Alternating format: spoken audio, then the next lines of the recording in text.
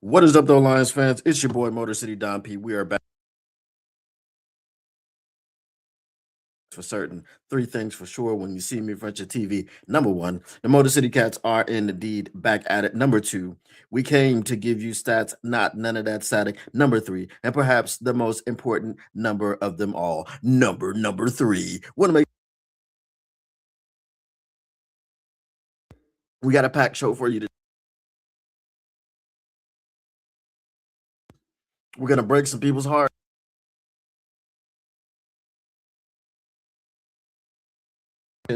Vacancy as it chugs along very, very slowly. There's been one candidate, one interview. Um, Fortunately or unfortunately, wherever you stand on the situation, he has not been offered the job, at least not formally.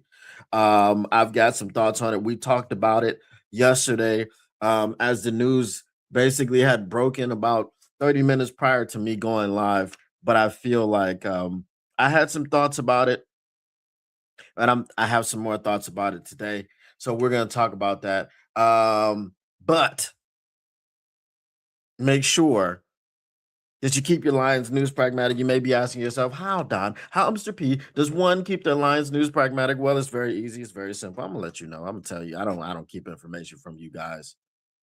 Smash like button, subscribe, share with your peoples.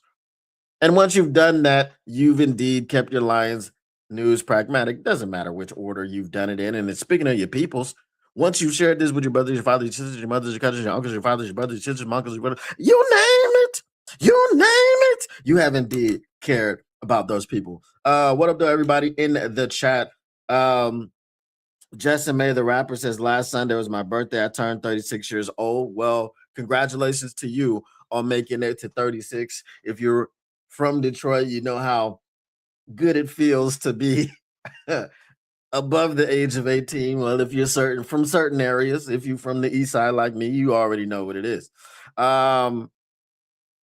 My mic is going in and out. I don't know. Is it still doing that? Mic is good now. Okay, cool.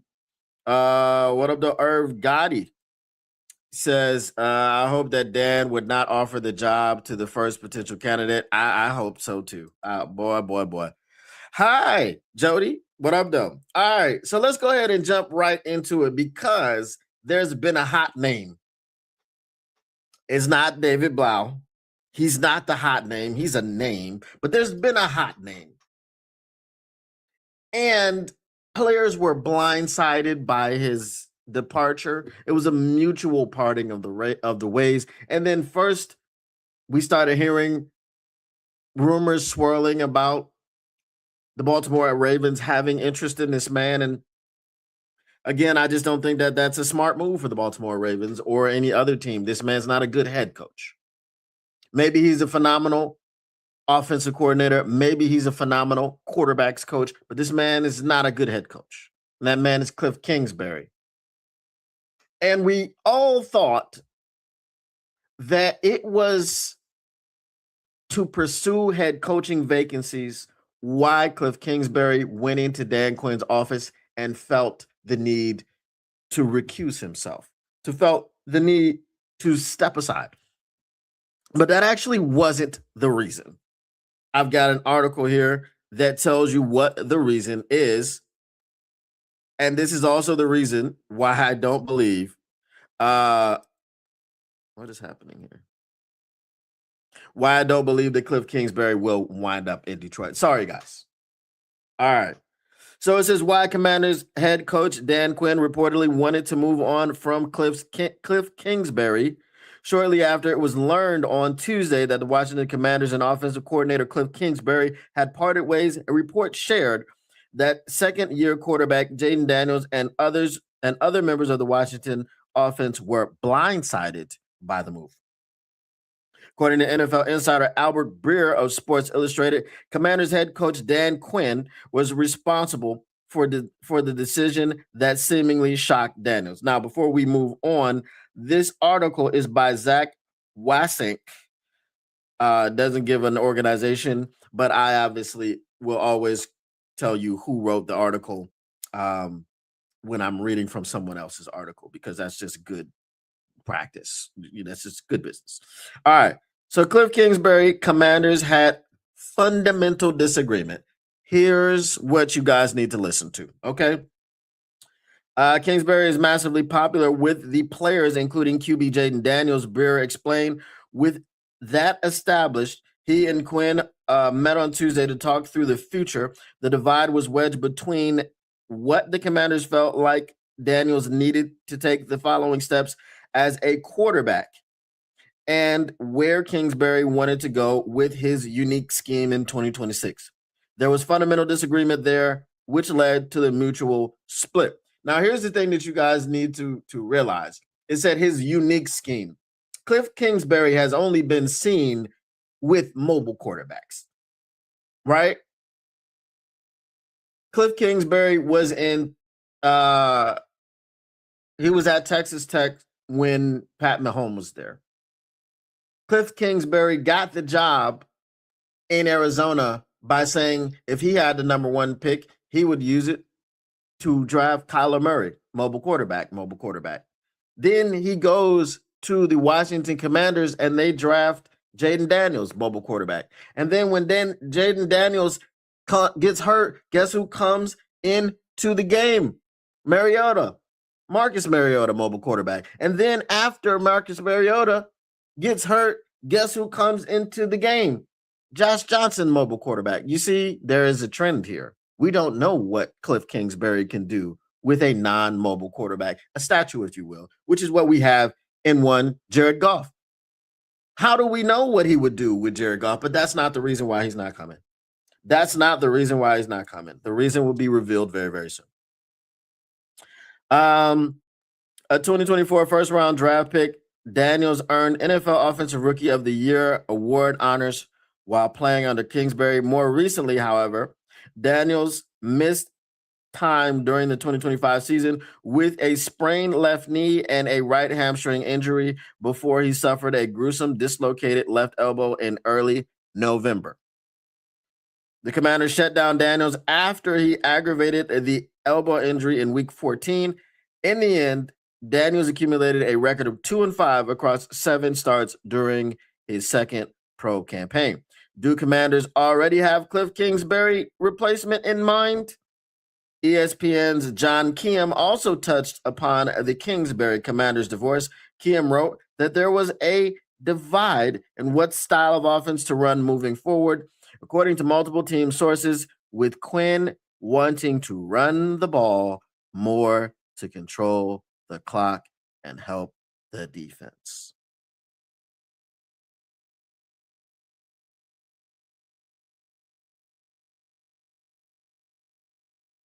Done. Okay, that's it. Cliff Kingsbury obviously wants to throw the football more. Dan Quinn wanted to run the football more, and therefore the divide happened. They split. They mutually parted ways. No way in hell, after we just saw what we saw down the stretch, 0 running game, right? 0 running game. Jahmyr Gibbs in the last 3 games or before the Chicago game had a total of 68 yards from scrimmage. I'm not talking about rushing yards. Yards from scrimmage in 3 games. That was Jahmyr Gibbs. There were no holes. There was no nothing. So Dan Quinn wants to run the football more. Cliff Kingsbury doesn't. And that's why they parted ways. Therefore, we talked about Cliff Kingsbury having decent running games when he was in Arizona, but I also said had a mobile quarterback who helped out in the run game. So Cliff Kingsbury is off the table. I don't know if you guys are commenting or let me refresh this because there was an issue a little bit ago.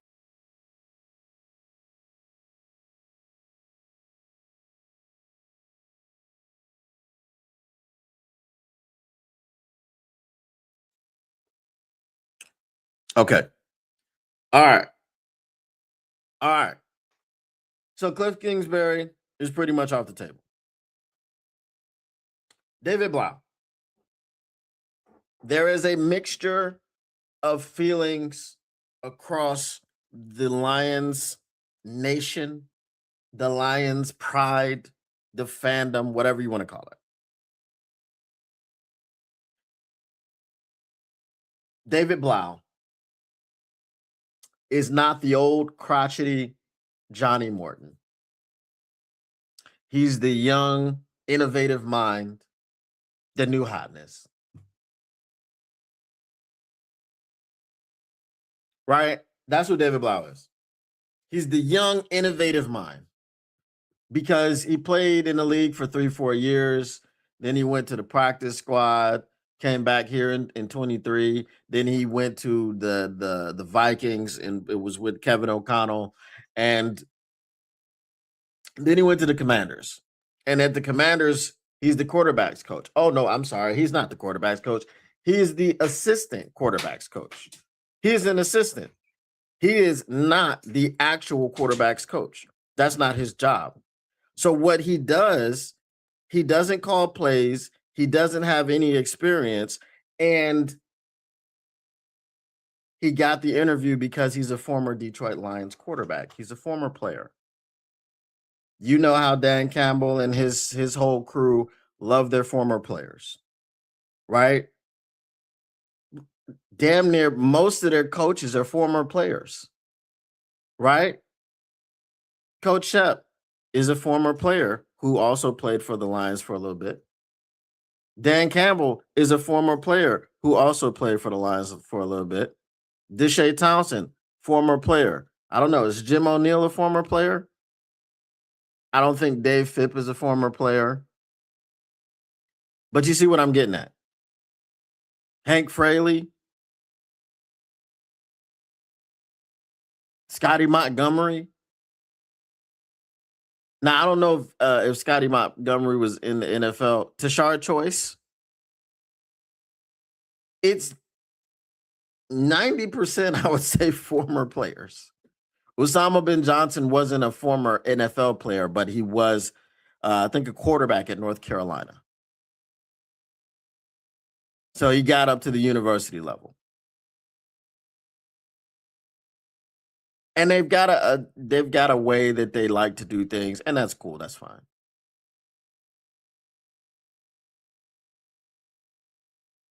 Step outside of the organization. This is what I said yesterday. Step outside of the organization.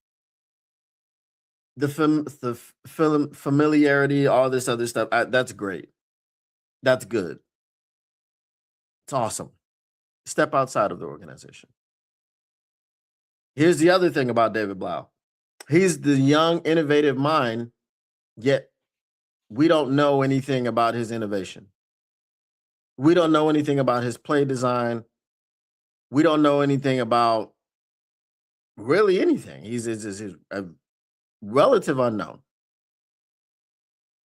Now, I did hear something earlier about someone mentioning David Blau and someone's eyes lighting up and say he's going to be an offensive coordinator in the next 5 years.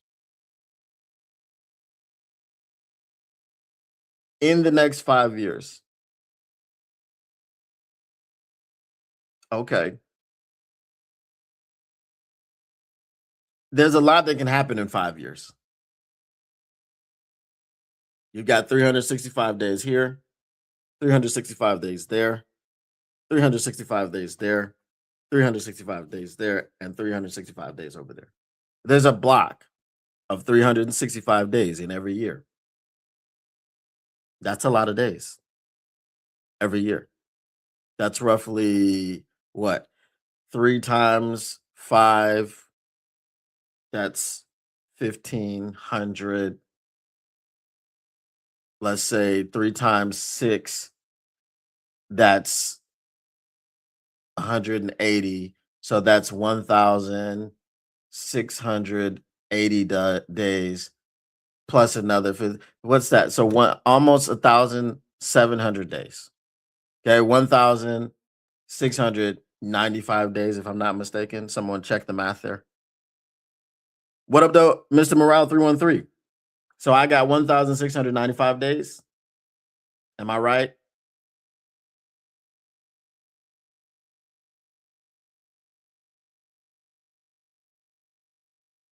I don't know what David Blau is going to be. He's had one interview. He's been the only interview. I'll be interested to see what other names pop up in the interview process so that we can understand what type of competition he's up against. And I've gone to the extent to bring some names forward for you guys. I had my secretary go through and compile a list and talk about the people, and we're gonna get into that in a second. Let me get to your comments. Belinda Brown says, "Hi, just tune in. Brought my daughter back to LSU. Maybe Detroit can use some Tiger blood. Maybe, maybe. I don't know. You find any down there that's good? Let us know. Do you know if they paid Morton's complete 3-year contract? I don't know. I don't know. That's Sheila's money. I don't care nothing about that. You know what I mean? I don't want Blau, but I do believe he's being judged on his playing career versus football acumen, which you are correct. We know nothing about. So I'm not doing that. I know other people are doing that. I don't want Blau because, again, as we said, we don't know what his football acumen is. Okay. Somebody said he's going to be a coordinator in the next 5 years. Who knows? Apparently, his face lit up. I didn't catch who said it. Okay. All right. We've got some candidates here. If you will allow me, let me go through these. Okay. Dan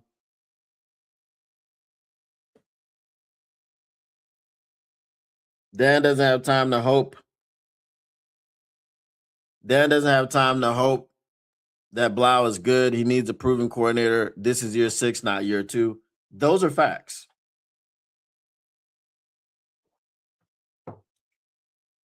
And shout out my boy Easy. Shout out my boy Spinmo Racks, Woodward Heavyweights. I heard them saying that basically, I think it was Easy that said that if you bring in David Blau, he feels like Dan Campbell is still going to be the play caller,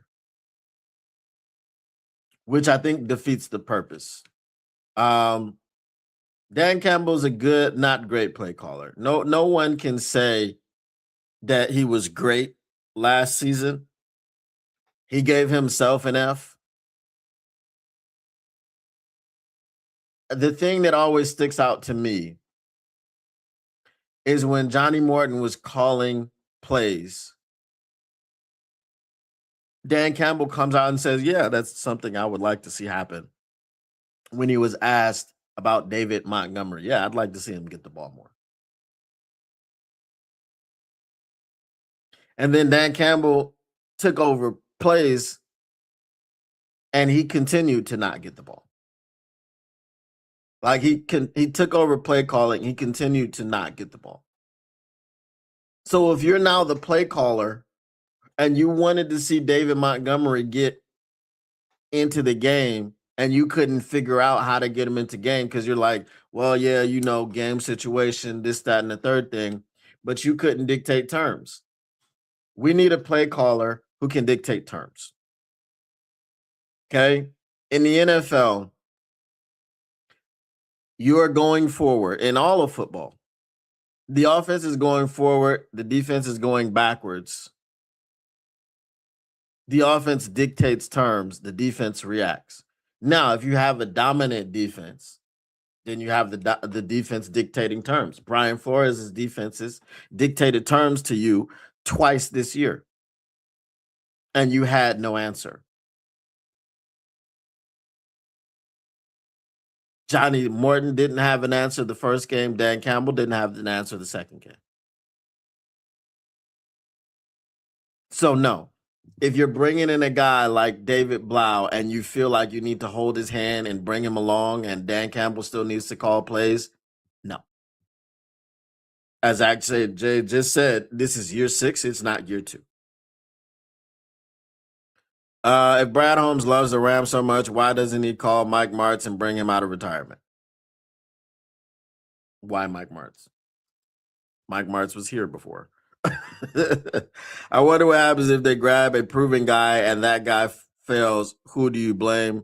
The unknowns are endless at this point. Yes, they are unknown. Yes, they are endless. No, you can't guarantee anybody.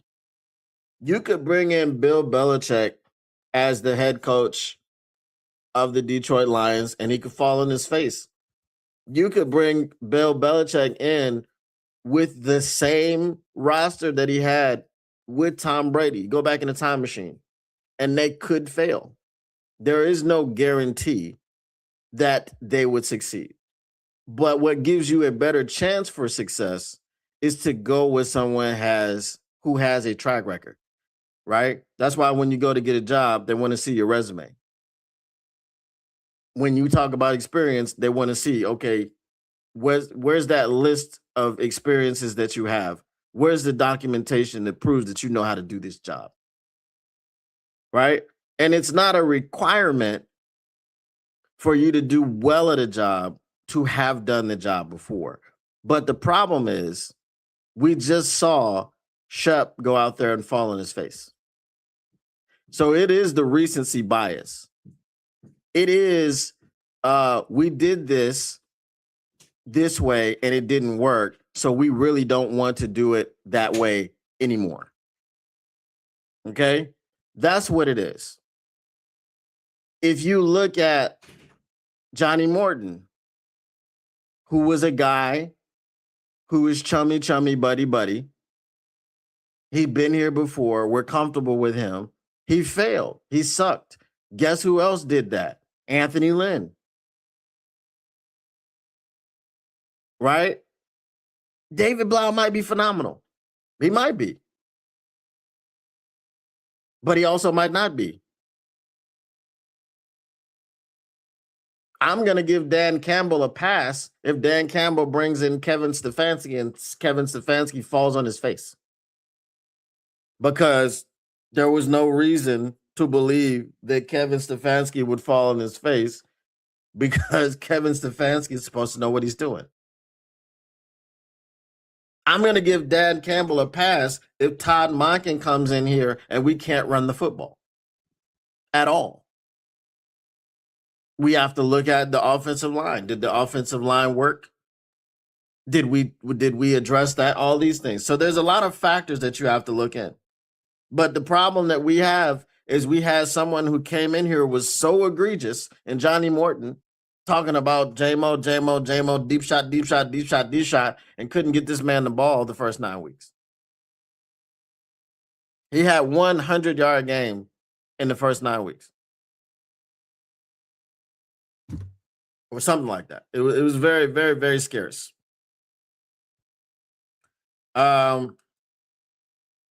We have to go all out and throw the damn bag. Cannot go off what ifs and wishes.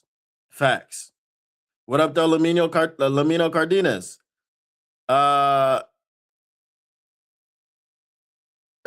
He says, for me on former backup QB DB, thumbs down. Lots of thumbs downs. Matt Nagy, Chip Kelly. Chip Kelly is terrible. Chip Kelly has never worked in the NFL. Never. Didn't he get fired by the Raiders during the season?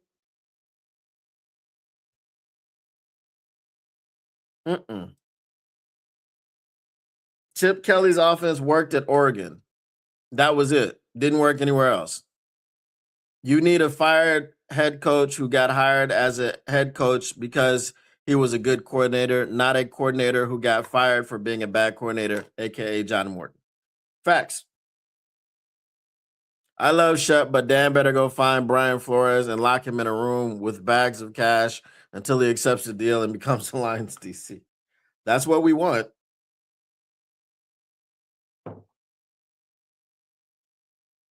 The only question I would ask is how long the new OC gets to turn things around, being that this team has quite a few holes. It depends on how quickly they fill the offensive line holes.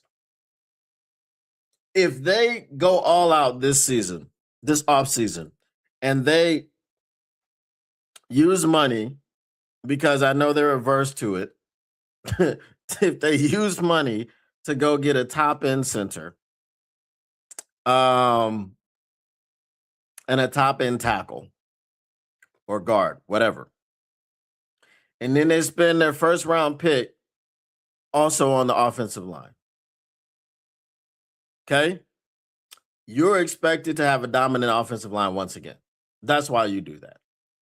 Okay. Joe Thuney, who plays for the Bears, was acquired, I think, for a third and a fourth. Well, you don't have a third because Brad Holmes likes to throw them away on Broderick Martin, Isaac TeSlaa, and Hendon Hooker. Isaac TeSlaa specifically because he said, hey, 3/3 is good for this guy. Also, Manu, let's throw away third round picks on him, so trade back into the fourth to grab him. So, there's some things that you can't do. There's some players that you can't get. During the offseason, Ryan Poles used all three phases of roster building. He used trades, he used free agency, and he drafted. Trades, free agency, and draft. And then they found a stud from Rutgers in the 7th round in Kyle Monangai. In the 7th round, where you're not expecting people to contribute at all except special teams, they're going to find a running back who would complement DeAndre Swift. We're trying to go find in the 6th round an edge rusher who would complement Aiden Hutchinson, who never saw the field and who's just signed a futures contract so that he can't be poached. So if they fix all the holes that they have offensively, I'm talking about on the offensive line. I'm not even talking about the defensive line. If they fix the offensive line holes, this new coordinator doesn't have excuses and he doesn't have a whole lot of time. And that's what you want to do. You want to give him no excuses. Hey, you came in here and we stacked the cupboard. We said, hey, kids, we about to go away for a while for the weekend. Go in the pantry. All the chips and the cookies, all the snacks, fruit roll-ups, all the Kool-Aid, all that is in there. Help yourselves. Right? We left dinner in the oven. Right? And we got some nice cold beverages in the refrigerator. There's also some cold cuts. And get some cold cuts. Get some cold cuts. Woo! 44, that's me. Gonna get some cold cuts today. Okay? There's some cold cuts in the fridge. Some sandwich bread out here. Some crackers. Whatever you need, kids. We're going on a trip. And then later on that evening, your children are calling you and they're saying they're hungry. Bro, what? How? You didn't know how to make yourself a sandwich, Johnny Mo? You didn't know how to go and get some snacks, Johnny Mo? You didn't know how to go and cold and pour yourself a beverage? You talking about you hungry and you thirsty? Johnny Mo. So that's what we want. We want to stack the whole deck for this offense, and we want to give the offensive coordinator carte blanche and say, go do what you do. We got the weapons. We got everything we need. That's what I'm looking for. Is Todd Monken available? He should be. We're gonna get into some of the candidates that I've come up with. So basically, Brad didn't have anything that any other team wanted. Potink.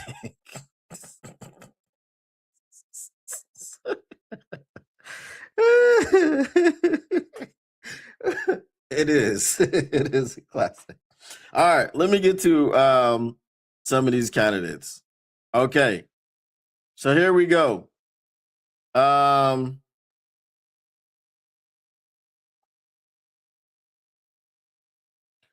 right. So with the news of John Morton's firing on January 6, 2026, Dan Campbell is looking for a partner who can refine the Lions' identity as a bruising but explosive offense. All right.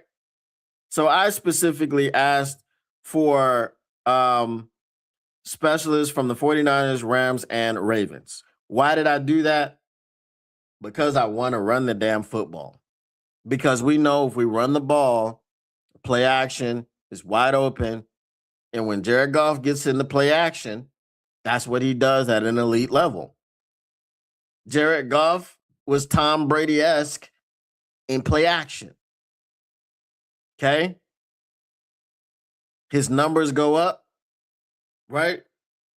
His numbers go up, y'all numbers come down. Okay? So that's what we need. We need Jahmyr Gibbs and David Montgomery to be Sonic and Knuckles again. Okay? Not that I like the nickname. I still don't like the nickname, but I'm just saying the tandem, the duo. We need them to be that dynamic duo again. What's popping? We see that man popping. We like Batman and Robin. Okay? Dynamic duo. Okay? So that's why I selected these four teams, or these three teams, the 49ers, the Rams, and the Ravens, because they can all run the damn football. Okay. Three teams that represent the absolute cutting edge of NFL run design. Here are in-depth profiles for candidates from those specific coaching trees. Now, we're going to go through these guys one by one, obviously. We're going to talk about it. All right, the San Francisco 49ers tree, the wide zone architects. The 49ers scheme is about creating horizontal stretch. Okay, we're about to get real deep into the football. You know what I'm saying? So if anybody, what up, though, Tactical Sport? If anybody needs a breather, I'm just going to tell you, we're going to get into this. I'm going to stop after each candidate. I'm going to ask you if you like what you heard, and we're going to move on. Okay. The 49ers scheme is about creating horizontal stretch to find vertical lanes. It's perfect for a back like Jahmyr Gibbs, who thrives when he can make one cut and explode. Chris Forrester, who is the assistant head coach / offensive line coach. Now, that's going to be important later when we talk about these things, how to acquire these people. The blueprint. Forrester is the silent architect of the 49ers run game. He doesn't just coach the line, he designs the blocking angles that make Christian McCaffrey so effective. The strategic value, he excels at the wide zone scheme, but more importantly, he's a master of disguise. He makes every run block like a pass and vice versa, which would keep defenses from stacking the box against David Montgomery or Jahmyr Gibbs. The Lions factor, Forrester is a veteran, 30 plus years. If Campbell wants to remain the vibes and culture leader, but have a head coach of the offense to handle the X's and O's, Forrester is the perfect senior statesman hire. Now, obviously he's old. He's 64. And I know on offense, we want the new hotness. You know, you got the old busted hotness. I got the new hotness. Okay? Hashtag if you know, use the hashtag.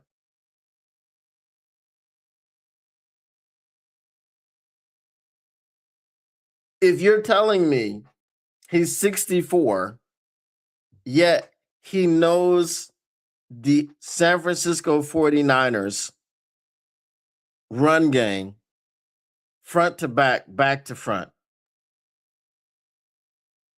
Guess what that also means?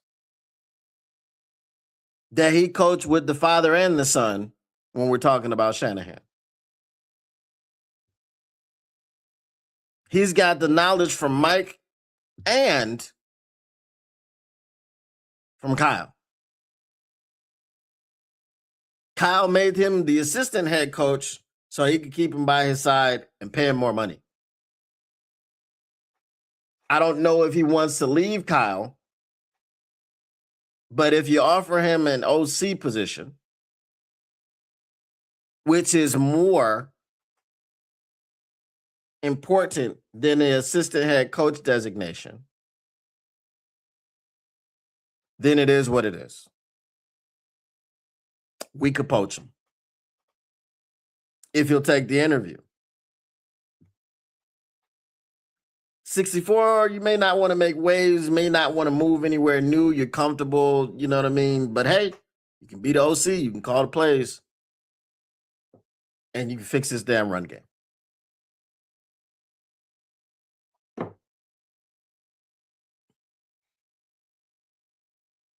What's the That's not, we don't know. What is That's not telling me anything. He's too old for you or what? All right, moving on. The next guy, Bobby Turner, running backs coach, San Francisco 49ers. The blueprint.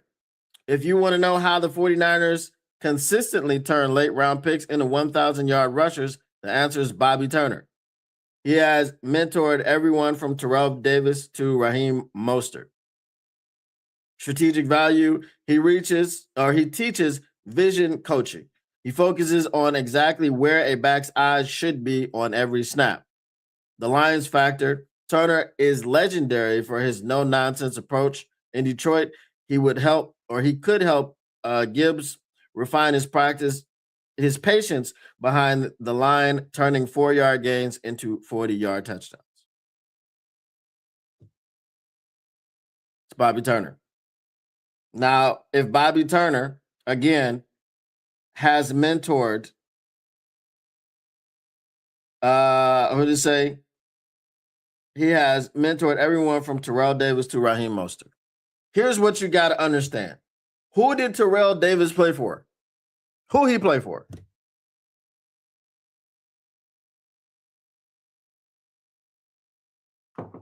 Terrell Davis played for Mike Shanahan, who is Kyle Shanahan's father. So he coached with Mike, the father, and he's now coaching with Kyle, the son. We are getting to the root of the San Francisco 49ers run game. By far, the most dynamic rushing attack in the NFL right now is the San Francisco 49ers rushing attack.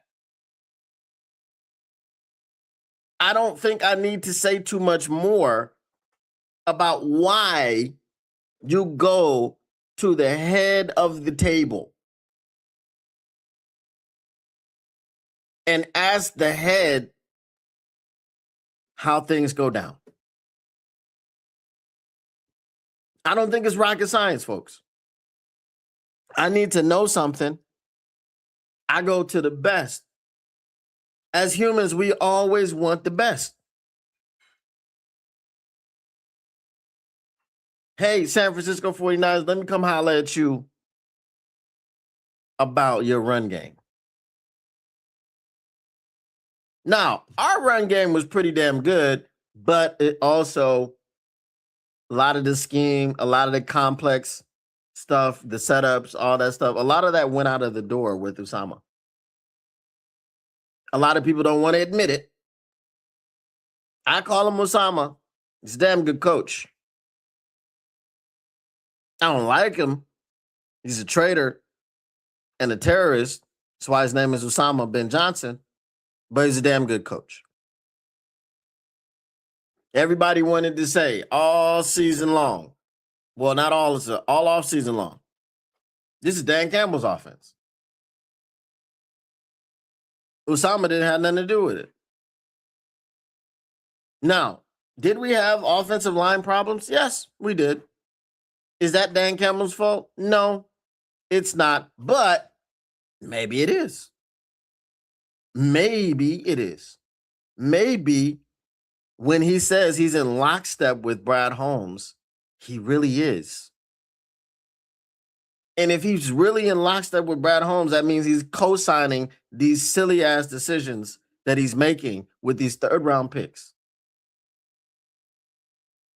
And for those of you who are new here, and those of you that that they're just third round picks. No, they're not. A third round pick got you Carlton Davis, who you let walk out of the door.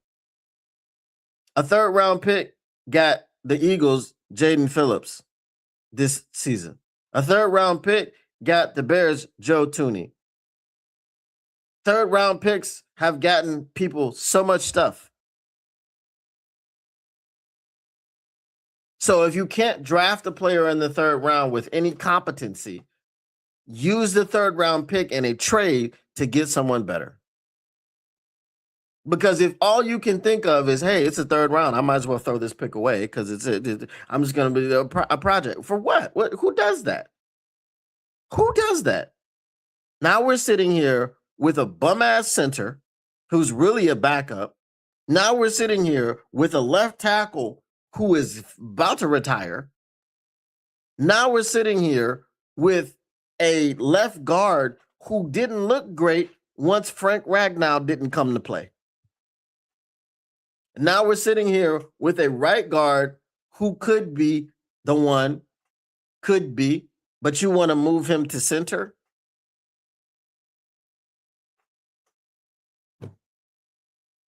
We're sitting here with a left guard in Miles Frazier, who everyone seems to think is the one, but we don't know if he's the one because he was injured all offseason through most of the season.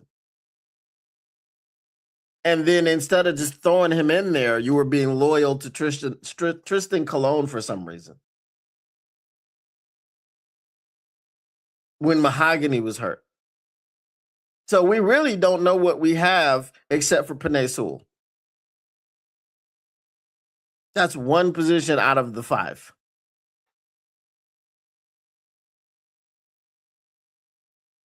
It's early on tape. He looked like he's going to be good. He looked like he's going to be all right. But do we know that for certain and for sure? Nah, we don't. We don't. So, again, if Dan Campbell is co-signing these dumbass decisions,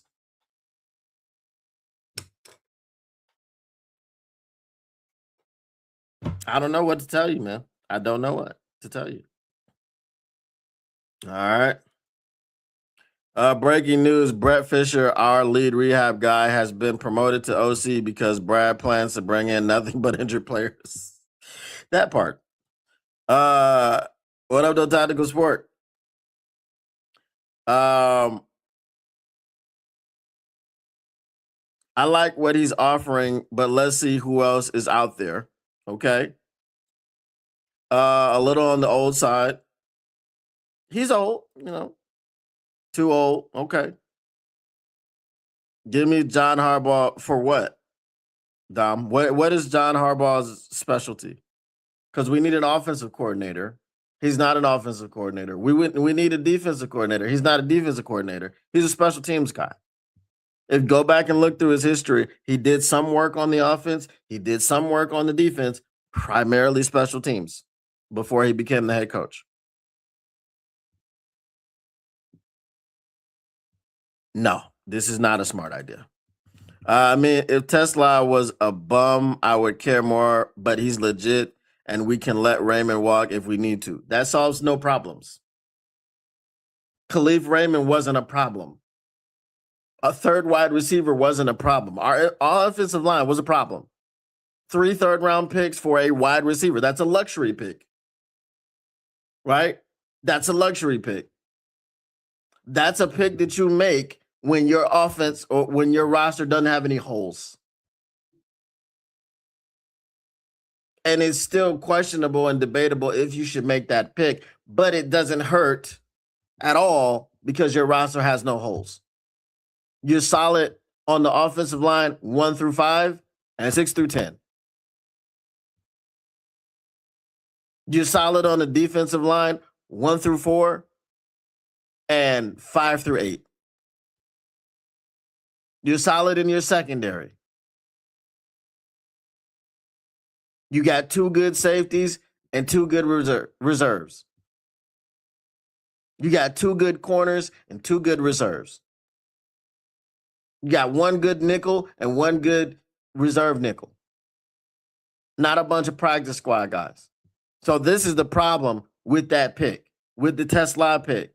Not the player, the pick, the 3 third rounders, when we could have used them for other things. This is the problem. Whether TeSlaa is all world or not, guess what's going to happen? If you don't have an offensive line that can protect your quarterback, he ain't going to be able to get him the football.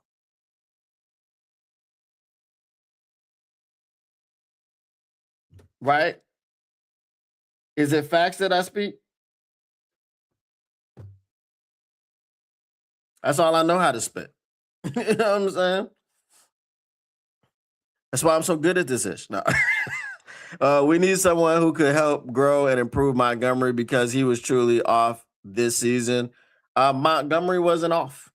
Montgomery just wasn't used. You know what I mean? Monty is Monty. At this point in his career, he's 28 years old. He is who he is, which is a very good bet. You got to use him. Because last year he was getting used. It was almost a 50-50 split. I think it was like 51-49. And he's getting his yards. He had over 800 yards, and he missed like 4 games with that MCL. So we were on pace last season before Monty got hurt for 2,000-yard backs. So we got to have an offensive coordinator that knows how to make it a 2-back system again. Make the Lions great again. Mahogany and Ratledge were very solid for their first professional complete seasons. Mahogany wasn't very solid. Nah, he was all right. Ratledge was solid. Mahogany often looked like a 6th-round pick out there. Cast a wide net, Dayball, Monken, LA Rams guys, Blau, get the best guy for the job. That would work. That would work. The no-brainer last season at the deadline was bringing Zeitler back from the Titans. No, you're wrong. You're wrong. The no-brainer with Zeitler was to never let him leave in the first place. That was the no-brainer. Never let him leave in the first place. That was it. Pay the man the little $9 million, and you know, I think they expected that they'd only need a left tackle this year or next. Nah, because you knew Frank Ragnow was retiring. You knew you had to get look. If I know my center has 3 toes, an inoperable foot, he just tore a pec and he's got to get away from football and let his body heal, which is what he was saying at the end of the season. If he's saying all that, if other players that he talks to, like Taylor Decker and Penei Sewell, felt that he was going to retire, where was your antennas as a general manager who's in control of all this? Where was your antennas? I don't know. You know what I'm saying? I really don't. They needed to be somewhere where they were not.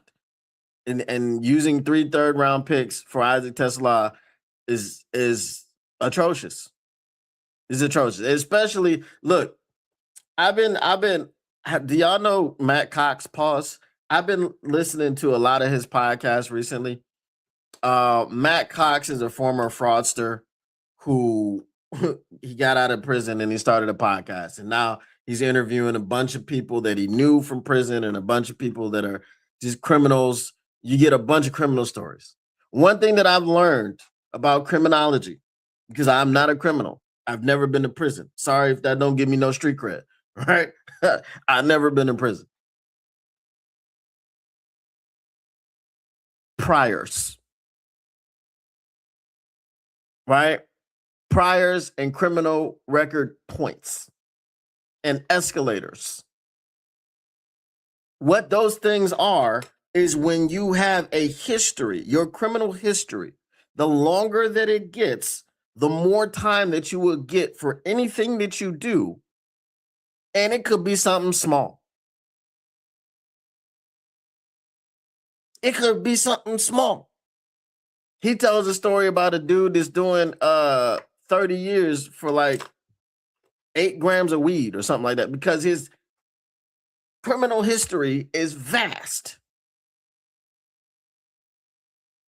Brad Holmes has priors with these third-round picks.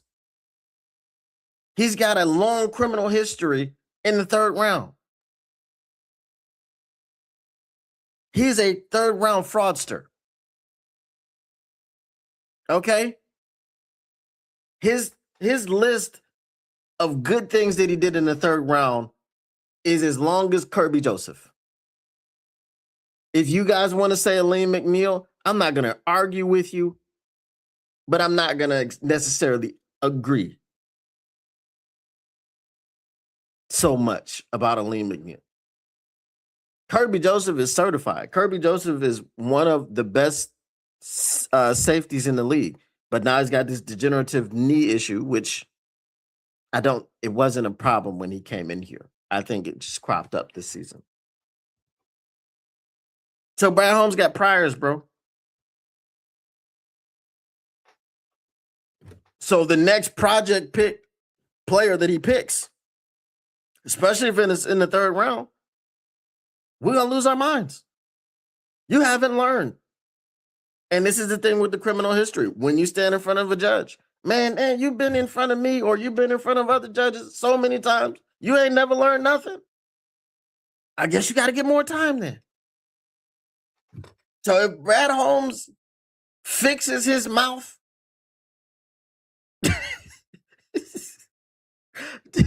to get on the phone and call some unknown project player in the third round that wasn't even going to be drafted anyway and ask him if he's ready to be a Detroit Lion, and just like Broderick Martin is sitting at his home with his family, surprised that his phone rang, ain't even watching the draft because he didn't think he was going to be drafted.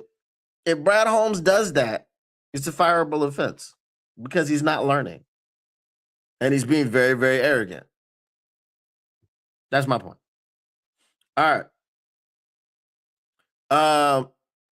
Oh my God.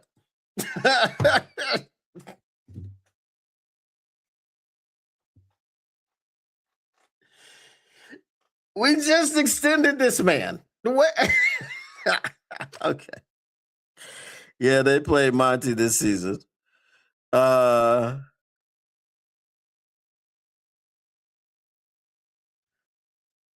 right. Did anyone see O-line LT Tate Ratledge response when asked how does he feel being possibly named the center? He sure didn't look confident answering that, because what did he do? Play it one time in college? The guy's not a center. Like, just get an actual center. This is the thing that I'm saying. Like, we believe that we can coach anybody to do anything, and it's an Achilles heel of this team. The vet squad. All of this stuff. No, it's a practice squad. What do I say? They are professional practice players. They practice football professionally. They did not make anyone else's roster. They didn't make your roster. There were 32 rosters, 32 teams, and they didn't make a single one of them. And you have all the confidence in the world in these players, and not a single one of the teams, not even you, had enough confidence to put them on an active roster. But as soon as somebody gets hurt, you feel like they're supposed to come in and do the same damn thing. Get actual players who play the position. Stop taking right tackles and making them left tackles. Stop taking left tackles and making them right tackles. I get the Penei Sewell thing. I get that. right?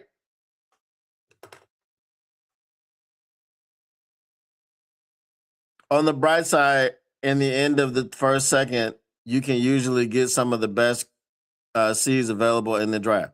If he drafts one, I don't believe in Ratledge at center because it even if okay, let's say Ratledge is a great center, okay, then you've got to hold at right guard. You're not fixing the holes by moving a guy from one position to another because then you create another hole. And then it scares me when they do stuff like that because then they go, oh, throw in Coyote. What?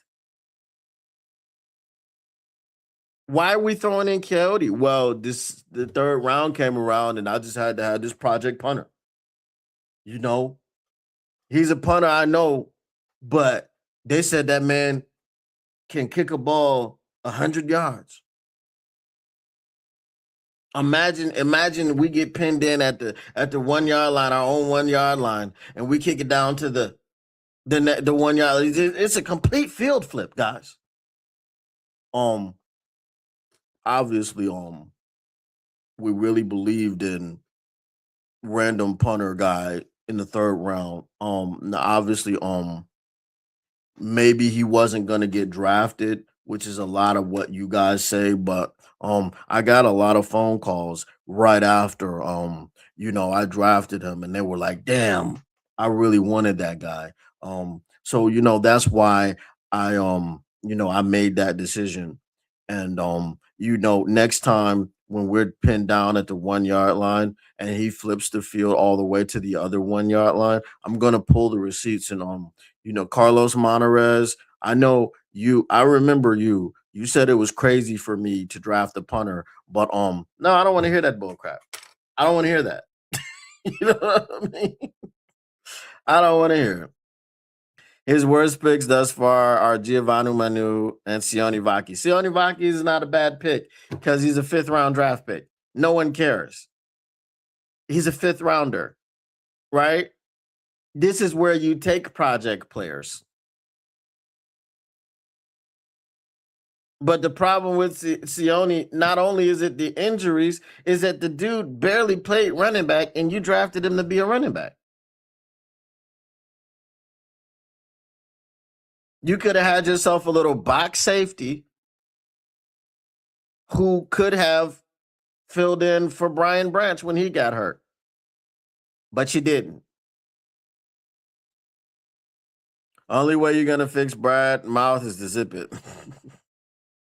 I think if Tesla puts together a season of like 808, Brad would not be afraid at all to move JMO. They're not the same receiver. And I don't know. Like I all the J at this point in time, JMO has back-to-back 1,000-yard seasons where he's caught like 60 balls or less. I don't know what it is. He's been extended. He will be here for 5 more years. That's what his contract says. Y'all that are so anxious to get rid of JMO, he didn't get in any trouble. He did nothing. But this man still can't catch a break from some of you fans, and I just don't get it. I really don't get it, bro. We're good. We got Hubbard. Exactly. How should we as fans respond tomorrow when Brad says we have what we need to win a Super Bowl? We just need to move a few pieces around. Yeah, we do have guys. I'm gonna tell you what, and I'm not gonna lie to you because I don't lie to you. We have exactly what we need to win a Super Bowl right now. It's called the off season. Free agency, draft, and trades. That's the opportunity we have right now to win a Super Bowl. We have everything in front of us. Will we sign free agents? Will we make trades that make sense? Will we draft players that we need to fill in these holes? Will we come out of this offseason as a complete team or have some dumbass punter that we drafted in the third round? So everything in front of us is what we need to win a Super Bowl next season. How's it going to play out? Stay tuned. Stay tuned. No, his worst picks are Hooker, Levi, Breakstraw, Manu, Broderick, but not Baki. Facts. Facts.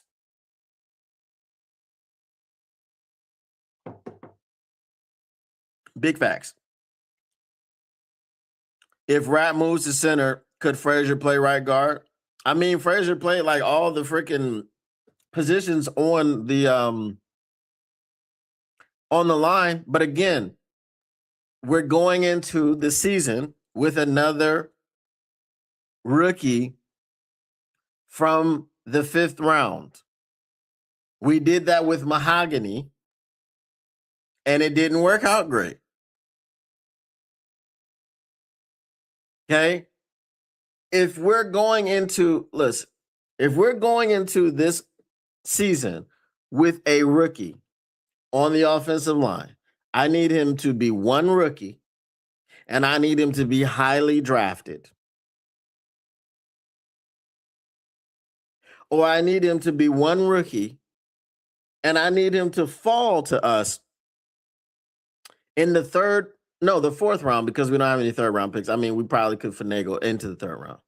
So I need him to fall to us in the 3rd, 4th round because someone released a bong video with him wearing a bong mask like Laramie Tunsil. Okay? I need him to fall out of the 1st round into the 2nd, 3rd, 4th. Okay? That's what I need. And everyone else around him, Penei Sewell, Tate Ratledge, whoever you're going to get at left tackle, whoever you're going to have in there at left guard, they need to be veterans.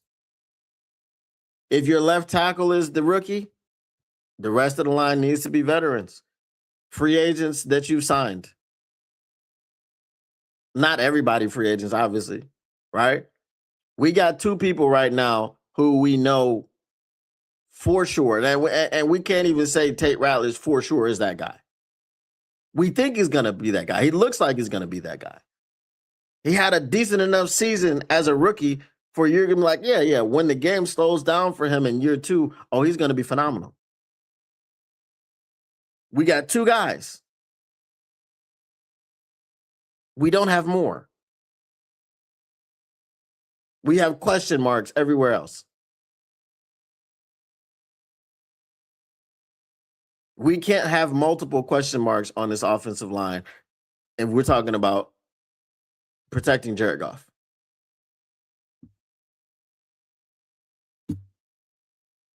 I mean, it's just that's it. I just think the wide receiver that can run really fast archetype is replaceable. Yes, that's all he does. Yep, for sure. That's all Jameson Williams does. He has one route in his route tree. It's a 9. It's a go. Yep, for sure. I don't want this to happen, but knowing Melvin, Cornelius, Ignatius is a good one. I'm taking that one. It will happen. In my opinion, if Ratledge was moving over to center, then he should have been taking snaps at center the last few games. Well, they thought that they were going to win those games. Well, you know what I say, fire Melvin, but I know I'm the minority. We need to get more offensive line help. Yes. From this discussion of obvious mediocrity, why don't the Lions just let Brad Holmes walk? They're going to give him a chance. He's made the bed and to lie in it, and they're going to give him a chance to remake the bed. Campbell and Holmes under contract until after the 2027 season. Yeah, so let's see if they get extended.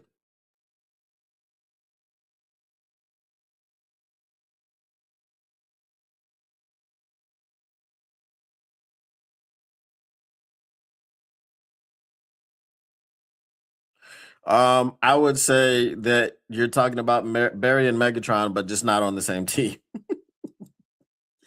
I'm convinced that Brad Holmes did well in the first two drafts because he brought insider knowledge with him when he departed from the Rams. Maybe, and he was supposed to be part of that insider knowledge.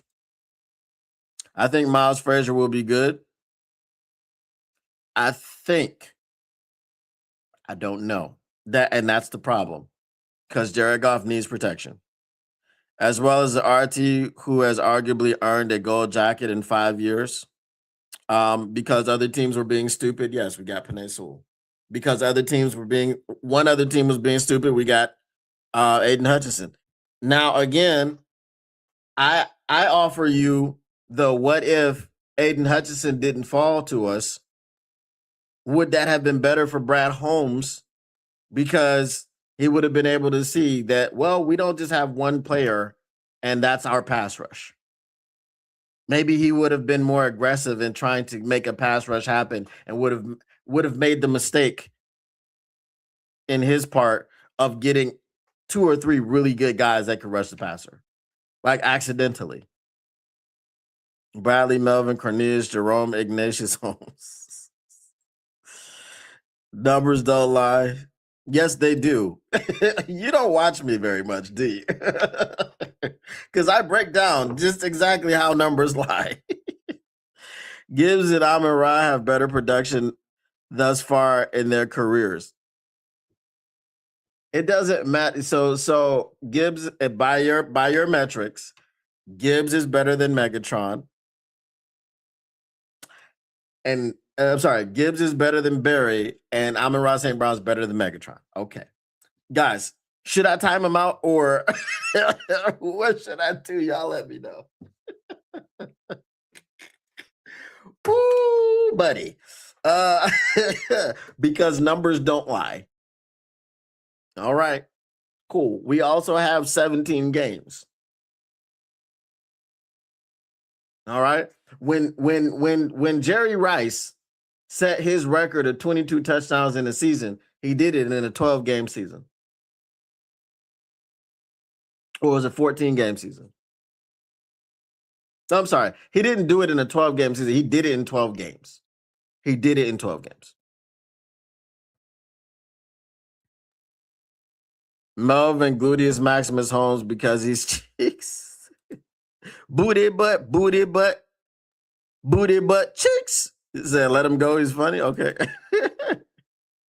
They broke all of their records. Awesome. Records are made to be broken. Also, game is different. It's not the same NFL. Brad better stand 10 toes down tomorrow, accept responsibility, and share how he is going to fix everything. Need to add Bartholomew to Melvin's name. Yep, Bartholomew is a good one. I've been using that one. That's like saying Jordan is. Oh, okay. All righty. No more for you, thanks.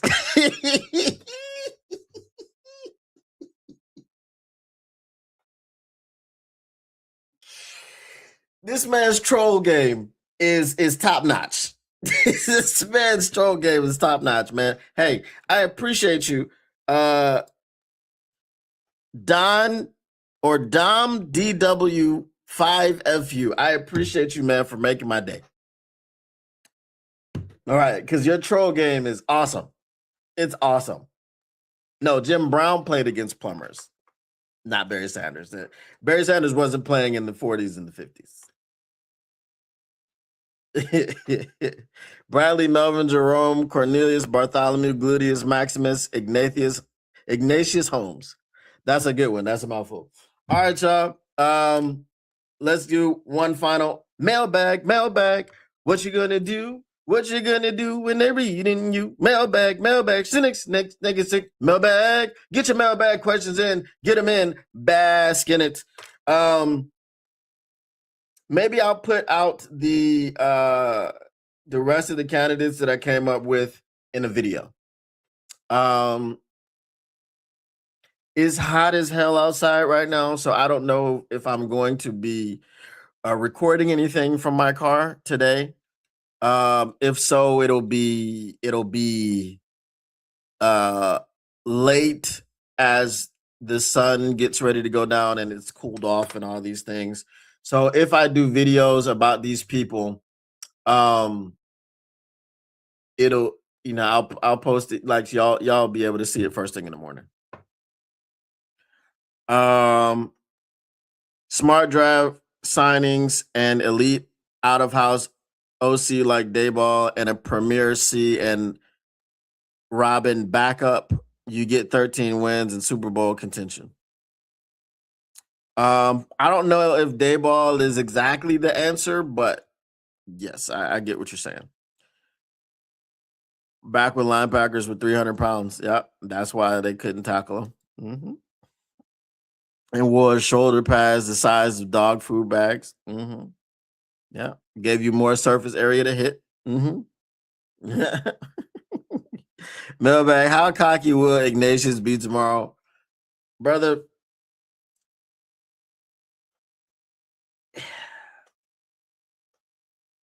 Brad Holmes is a smart dude. Okay. I'm not like other people who sit here and like insult coaches' intelligence and everything and call him the stupidest coach in the world because they have dreadlocks or anything like that.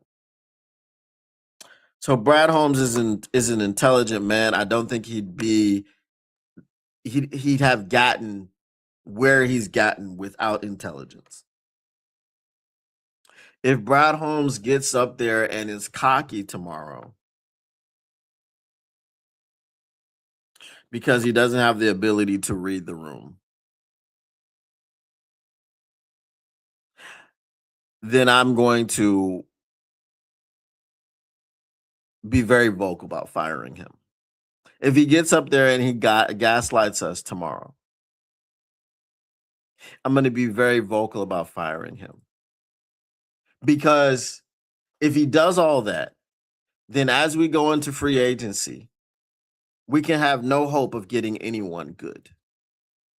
And as we go into the draft, we can have no hope of him changing his strategy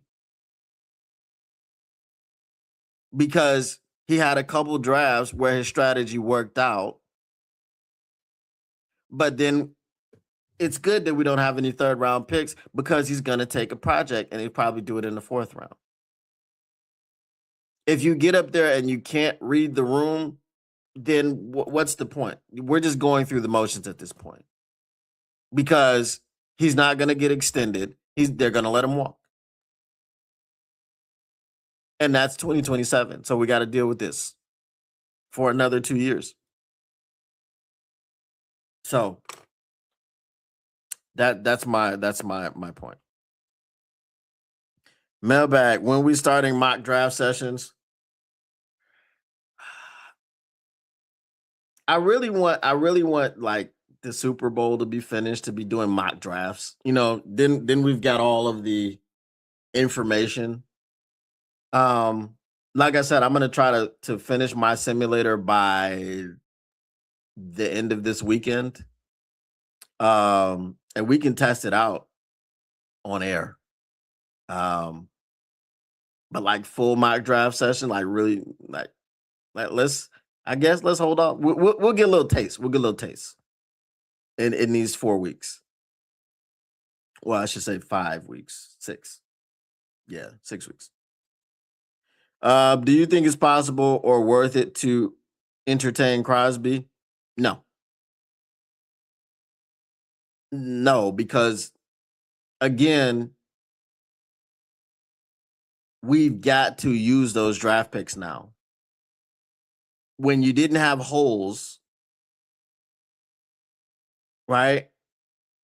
And we wanted to trade for Crosby, and you're like, oh, we can give up a first and a third.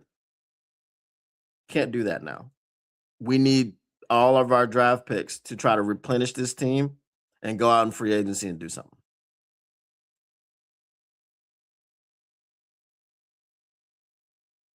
I would agree with that. I'm not going to say he's a bad GM. I'm not going to say he's a bad GM. He has a problem.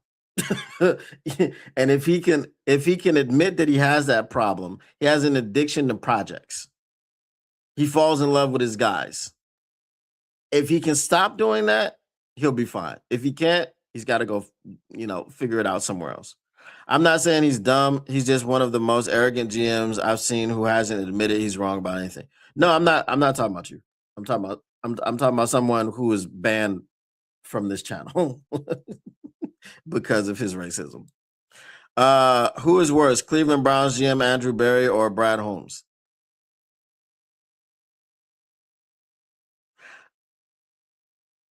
You'd have to say Andrew Berry for the simple fact that his teams have done nothing, and he also did the Deshaun Watson deal. But I think that was more so Jimmy Haslam who wanted Deshaun Watson. Actually, very similar to the Pistons' previous GM, Troy Weaver. I guess. If Brad Holmes gets up there tomorrow and is cocky again, the frustration and attention is going to turn to Sheila to do something. Yes. Big facts.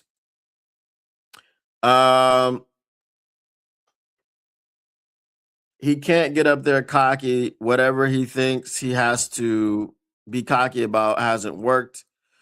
He needs to get up there and be accountable for his actions. These are facts. All of them, y'all are all spitting facts.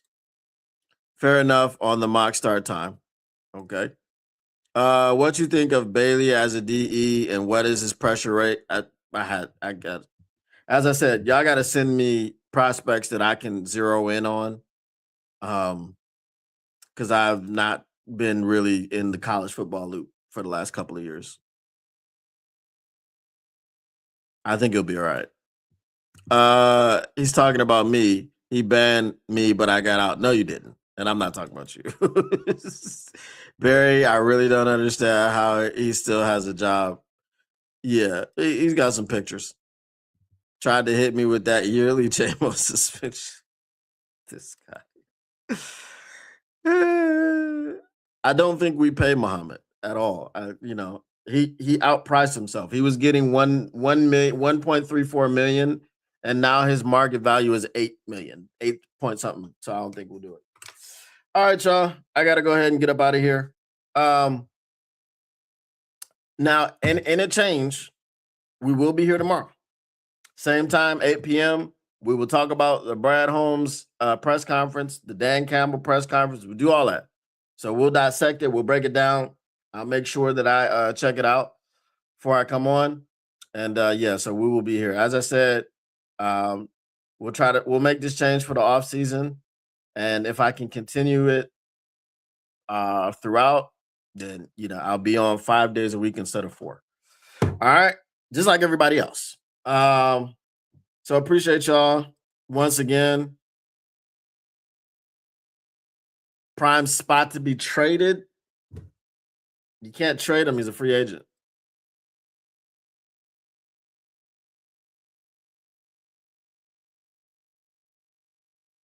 Those are just a few positions, huh?